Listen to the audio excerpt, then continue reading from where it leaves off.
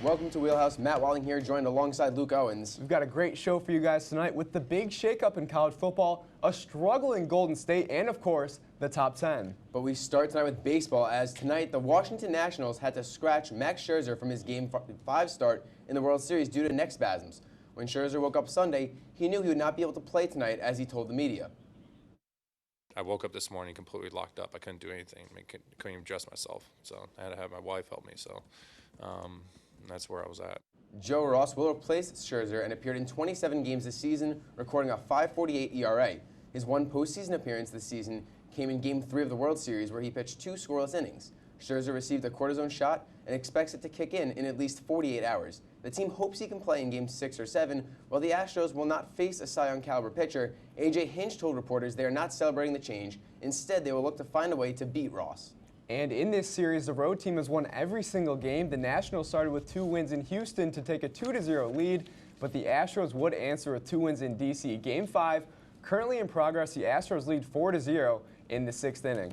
The baseball diamond isn't the only place the Astros have been making headlines either. After questioning Sports Illustrated's Stephanie Apstein's reporting, Astros owner Jim Crane has issued a letter of apology. The apology comes 5 days after Apstein reported that now former Astros assistant general manager Brandon Taubman allegedly yelled, quote, "Thank God we got Osuna," end quote, towards a group of female reporters. In the letter, Crane wrote that he is apologizing on behalf of the organization and retracts it inside the statement. Crane also assured the team will learn from this experience. Now looking at the NHL, after tonight's win against the Flyers, the New York Islanders are riding a 7-game winning streak, the longest streak in the NHL so far. However, early on during last night's contest against the Senators, Tom Kuhnhackl and Matt Martin both sustained lower body injuries. The two are expected to miss 4 to 6 weeks, and had Josh Ho-Sang not requested a trade at the start of the season when he was sent to the AHL, the flashy forward was expected to be the first or second call for the Isles. The Islanders' next game is Friday as they host the struggling Tampa Bay Lightning.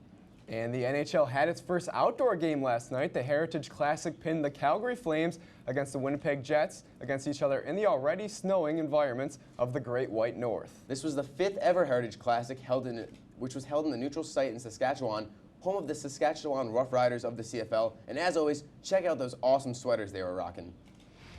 And as we move here to the ice in Mosaic Stadium, a little snow flurries for you. It's a great save here by David Riddick. As we wait for it, a beauty.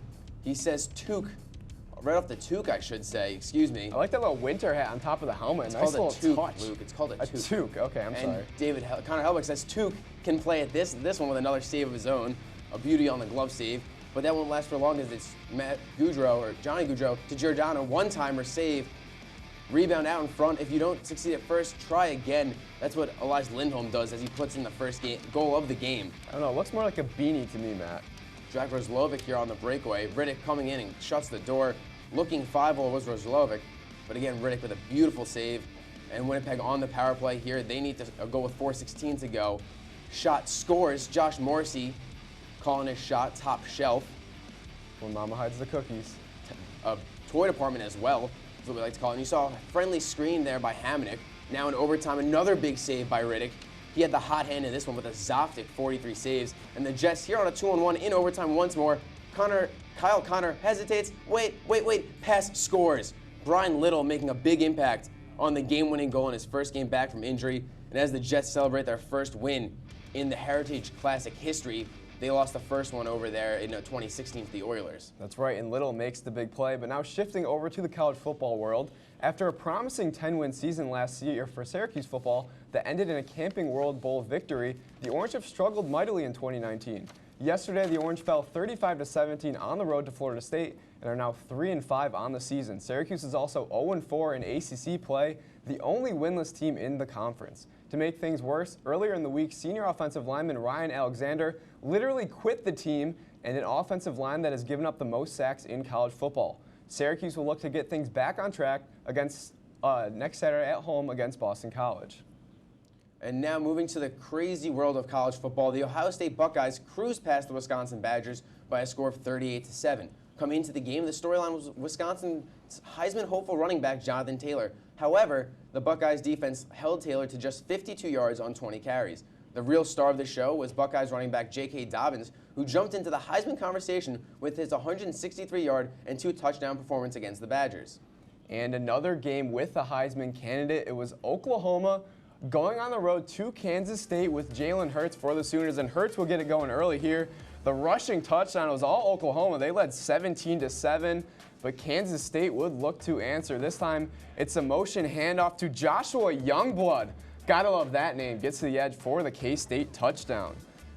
Little Selly, too, looks towards the crowd, and then Skylar Thompson, remember that name. He's going to scramble up the middle on the 3rd and 10, powers his way into the end zone, and Kansas State cutting into that Oklahoma lead. And like I said, remember that name, Skylar Thompson rushing once again for the touchdown. You love those quarterbacks that can run, especially in college football. And how about a 3rd time for Skylar Thompson into the end zone for Kansas State? And Oklahoma down late trying to find CeeDee Lamb, another guy that's kind of been in that Heisman hopeful, and he shifts the Kansas State defense, goes 40, 30, afterburners, 20, 10. So now Oklahoma trailing by 7 late. They need the onside kick here.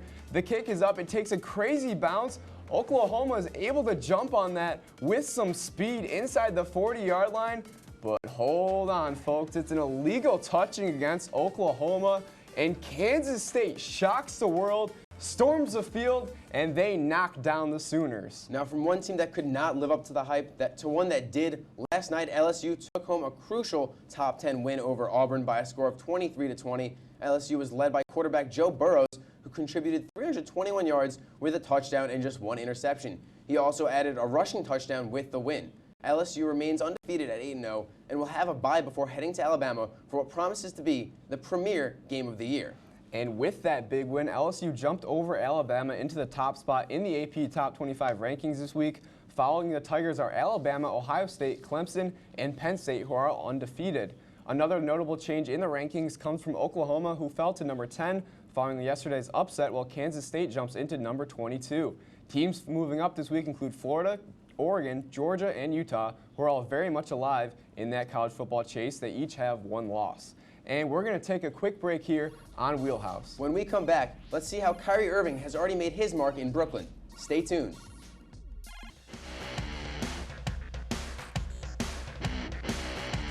Welcome back to Wheelhaus. Tipping things off in the NBA, the Phoenix Suns will be without center DeAndre Ayton for 25 games after the big man tested positive for having a diuretic in his system and was suspended. And of course, those are banned by the NBA because they are often used to mask performance-enhancing drug use. This is a big hit to the Suns after Ayton had 18 points, 11 rebounds, and 4 blocks in their opening night win over the Kings.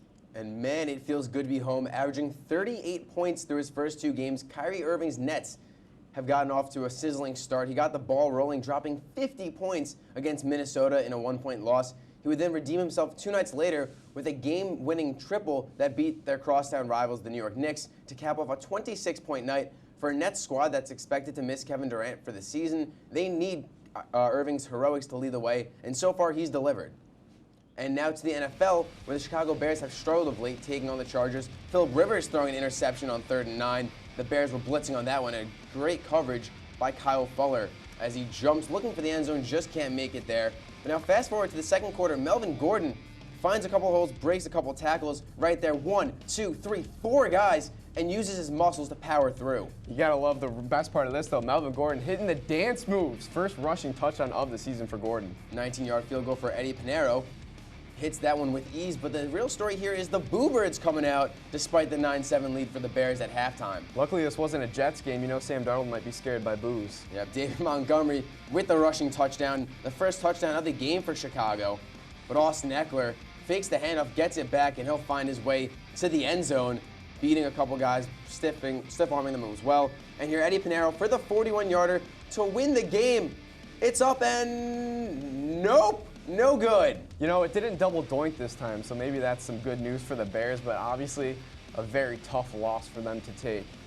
And after taking just 5 weeks due to a UCL tear in his right thumb, Drew Brees returned to the gridiron today at home against the Cardinals. The 40-year-old did not miss a beat, throwing for 373 yards and 3 touchdowns in the Saints' 31-9 win over the Cardinals. By throwing for over 300 yards, Brees extended his NFL record of 17 career 300-yard games. Brees and the Saints now sit at 7-1 on a 6-game win streak, good for first place in that NFC South. They have 1 game to go before their bye week. And now staying in the NFC South, Matt Ryan missed his first game in over a decade. To take the starting spot after Ryan went down with an ankle injury was none other than Matt Schaub. Yeah, he's still around, making his first start in 4 years. Schaub had quite the unexpected performance, throwing for 1 touchdown, interception, and the real kicker here, a staggering 460 yards. But of course, it was not enough for the Falcons as they lose to the Eagles 27-20. Yeah, a couple teams not really used to losing. There's only 2 teams remaining undefeated in the NFL, the San Francisco 49ers and the New England Patriots. Both teams won today, putting the 49ers at 7-0 and the Patriots at 8-0. For the 49ers, this is their first 7-0 start since 1990. Their next game is next Thursday against the Cardinals, setting up for a huge game against the Seahawks on November 11th. The Patriots will take on the Baltimore Ravens next week and will look to go into their bye week remaining undefeated. And ex-49ers head coach Jim Harbaugh, now with Michigan. He's never been able to win the big game, but the big house was rocking. Mama, there goes that man, Jim Harbaugh. And Michigan had it going early. Jack Charbonnet up the middle for the touchdown, and Michigan getting out to an early lead. Here's Charbonnet again. It was a Charbonnet show in the first half. 74 yards and 2 touchdowns for the Michigan running back. And now a fake handoff. How about Shea Patterson going to Donovan Peoples-Jones, taking the hit and the slide for the touchdown. Taking a hit to make the play, and Harbaugh happy about that one. Yeah, you know, Jim Harbaugh's loving his Wolverines. They were absolutely rolling, and then Shea Patterson took a lot of slack, especially early in the year, but he's going to go up top to Nico Collins. Another touchdown for Michigan, absolutely pouring it on the Fighting Irish. Beautiful throw there, as the coverage was pretty solid. And how about True Wilson, the true answer for Michigan, going through the 20, outside numbers to the 10, and into the end zone. Michigan absolutely rolling in this one. Final score, 45-14. The Wolverines, as Jim Harbaugh shakes the hand. Brian Kelly can't be happy with that tough performance from Notre Dame, but Michigan gets the win. They'll go on to face Maryland next weekend. And a really difficult loss, but the Mets, their bombshell candidate, was revealed according to Ken Rosenthal, who reported it, and it wasn't Jessica Mendoza, no. Not A.J. Hinch, neither. It was Pat Murphy, the bench coach of the Milwaukee Brewers. He has had multiple interviews with the organization and has been with the Brewers as their bench coach since 2016. Previously, he was the interim head coach for the San Diego Padres in 2015, and he joins the long list of people who've interviewed for the Mets' vacant manager job with no clear-cut favorite making their mark. And now back to the NBA. Oh, how the mighty have fallen. For the first time in a decade, the Warriors have dropped consecutive games to begin the season. After a blowout loss to the Clippers in their home opener, the Warriors visited OKC today, and let's see how they did as we roll the highlights here. How about a quick vibe check? Draymond Green rolling in. That's quite the outfit. Kind of looked like a spotted cow there, but Gallinari banging down the triple for the Thunder to start things off, and then it's Dennis Schroeder from the point, another triple. And then how about CP3? Boy, Matt, he looks weird in Oklahoma City Thunder orange. Where the career all began for CP3. Yeah, a big knockdown there for CP3. And then the Warriors making, well, very uncharacteristic mistakes. Here's Steph Curry going to the rack. An easy layup, you say? No, that's going to go in and out. And then Steph Curry, once again, another open triple, rims out. It was just a tough night for them, and you see Steve Kerr just not too happy. And how about Shai Gilgeous-Alexander? They call him SGA. A nifty little move to the rim there, Matt. Yeah, beautiful push-up, and then you got the defense going through, what, 3 guys there? Spinning and winning, and then Dennis Schroeder just beating his man to the tin, and won a nice little up and under for Schroeder. And the highlight for the Warriors right here. D'Angelo Russell, a little floater, am I right, Matt? But wait a second, he gets right in the face of the referee. Hey, that's one tech. But if you're D'Angelo Russell, you got to stop there. Nope, frustration leads to the double tech. He's thrown out, and then Gallinari, some insult to injury, bangs out another triple. Final score, OKC 120 and 92 for Golden State. And of course, moving on to the Houston Rockets, Russell Westbrook, formerly of the Oklahoma City Thunder, has made history in just his second game with the Houston Rockets this past Saturday. During their first win against the New Orleans Pelicans, Westbrook surpassed Magic Johnson for the second most triple-doubles in the NBA. Russell recorded his 139th triple-double while leading his team to victory in the fourth quarter. The guard poured in 28 points, 10 rebounds, and 13 assists to log his first triple-double with the Rockets, scoring 10 of those points in the fourth quarter. Yeah, and one thing about this Rockets team, the question is, can Russell Westbrook and James Harden, both two ball-dominant guards, play together on the same line? You know, Russell Wilson's going to get his assists, but he wants to take a lot of shots. Yeah, we've seen those two play in Oklahoma City. Neither really had the biggest role with Kevin Durant on that team, Serge Ibaka there as well. And they seem to be getting along really well so far, but I feel like you've seen that with Russell Westbrook. When he's trying to perform at his best, everything's good, everything's happy. But when their team struggles, same with James Harden, they get a little moody. I think one of the questions for this Rockets team is who's going to take that final shot in that situation? Is it going to be James Harden going ISO? Will it be Russell Westbrook, who's taken some game winners, but a lot of them coming from three, where it's not really his strong suit? Yeah, and we're going to take a quick break here on Wheelhouse. And when we come back, the Wheelhouse top 10 plays of the week. You won't want to miss them.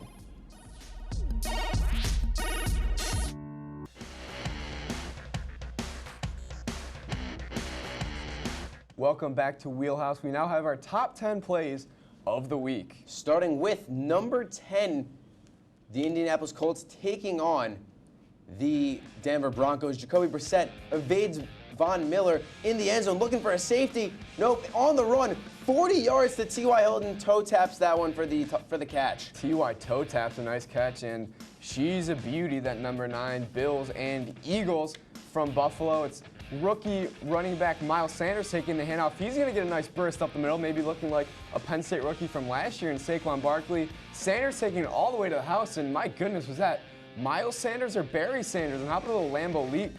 A couple of Philly fans in Buffalo. Could have been running for miles on that one. Instead, we'll take it to the hardwood with the Celtics. Jason Tatum with the interception, looking for the, and the pass over to Jaylen Brown. What a beauty behind the back. No look, knows where his man is. Who needs Kyrie Irving on that team when you have Jason Tatum running the point? And at number 7, Danny Dimes. I feel like we get him on every top 10, making the back shoulder throw to Darius Slayton. A little rookie connection. Nice catch there by Slayton for the Giants. And then Danny Dimes time 2 going up top. There is Slayton once again with the catch, flexing on him a little bit. Giants get the highlights, but unfortunately for them, the Lions are going to come away with the win. A really strong defensive effort there, but we'll move back. Staying in this game, I should say, it's the Detroit Lions again. The pitch to McKissick looking for a hold. Nope. Instead, he goes back to Matt Stafford for the flea flicker. 50-burger to Kenny Galladay on the score. Happy Galladays, and Galladay a little Lambeau leap himself. Man's got hops. Going into number 5, hey Matt, I see here 1 reverse, but we're in London. How about 2 reverses, back to Goff, and how about a Cooper Cup of tea? Cup with the catch, a little shifty move to get past Kilpatrick. 20, another cutback into the end zone. That's 6. Luke, how do you like your tea? I don't like it at all. Fraud. Anyway, Alex Bregman off of Francisco Rodney. Hey, deli guy, let me get a pound of grand salami with that one. Houston up 8-1, winning game 4. What a great home run. Only a matter of time before Rodney, the old man, cracks. And at number 3, staying in that game, Trey Turner. The outstretched play by Yuri Gurriel, and he's going to beat him to the bag. Not an easy thing to do. Really cool replay jobs here, too, as Gurriel dives to beat Trey Turner to the bag. Turner spins out, and maybe it's faster to dive if you're Gurriel than Trey Turner. Stay at number 2, going back to the hardwood. Torrey Craig for 3. Nope. Oh, my God. What? Jeremy Grant. Shout out Syracuse for the putback over Tyler Johnson. Mile high. He jumped a mile high there. I love those jerseys as well for both teams. A lot of color. And at number 1, how about San Jose State and Army going up top? Bailey Gaither. Is he able to gather that in? Yes, he does. Let's take a look. He tips it. Did he get it? Ladies and gentlemen, he got it. No respect for the troops there as Bailey Gaither goes up and over the Army defender. What a catch. San Jose State, the highlight and the win. An absolute beauty on that one. Now, Luke, what would a highlight show be without a not top play that's coming from the Jacksonville Jaguars as their mascot poking a little fun at Sam Darnold? That's right, Matt. And Darnold was certainly seeing ghosts once upon a time, but it looked like that time the Jacksonville Jaguar got the best of him. They even played the Ghostbusters theme song to level up the troll job. Great job by Jacksonville there. And we'll take one final break here on Wheelhouse. When we come back, our final story of the night coming out of women's hockey. Stay tuned.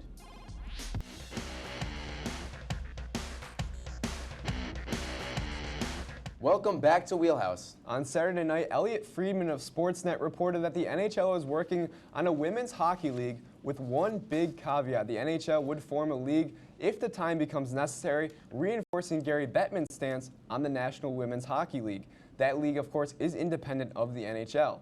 Bettman has said that the NHL would not intervene with their operations. Prior to this season, Pagula Sports and Entertainment, who owns the Sabres, cut ties with the Buffalo Beauts of the NWHL, and the New Jersey Devils did the same with the New York Riveters. And this comes on the heels of the Canadian Women's Hockey League dissolving back in May, leaving the NWHL as the only professional women's hockey league. The NWHL is in a bit of trouble as well, as over 200 players released a statement in May calling for a complete overhaul to women's hockey. The women demanded resources that professional hockey deserves. Following this, the Professional Women's Hockey Players Association announced the Dream Gap Tour to showcase the best of women's hockey. The tour will stop in several cities across America and will include 4 games a weekend, as well as community events such as meet and greets and hockey clinics. Some of the headliners include Amanda Kessel, Kendall Coyne Schofield, and Hillary Knight. Yeah, and Matt, this is a big story, obviously, coming out of women's hockey, and from everything we've read, it seems like the players coming out of women's hockey, they really want Bettman to step in here. Yeah, it seems like that, or at least the media, the women in hockey, really want that, because you sit here and you say, look, we need the resources. Look at the WNBA. They've been so successful. This is the NWHL. Well, they've been struggling. Women are getting paid as little as $2,000, which is chump change, for lack of a better term. There's really no way for them to make money and sustain a living, not to mention the fact they don't have life insurance. Yeah, playing hockey with concussions. As you said, they're not making enough money. The resources aren't there. And what the WNBA does is they put their product on TV, which is another element that I think would definitely help out these players to get that exposure and make more money as well. And of course, in the NWHL, they do have a Twitch stream for free, but that's all the time we have for this week's episode of Wheelhaus. Be sure to tune in next week, same time, same place. I'm Luke Owens, joined alongside Matt Watling, saying, have a good night.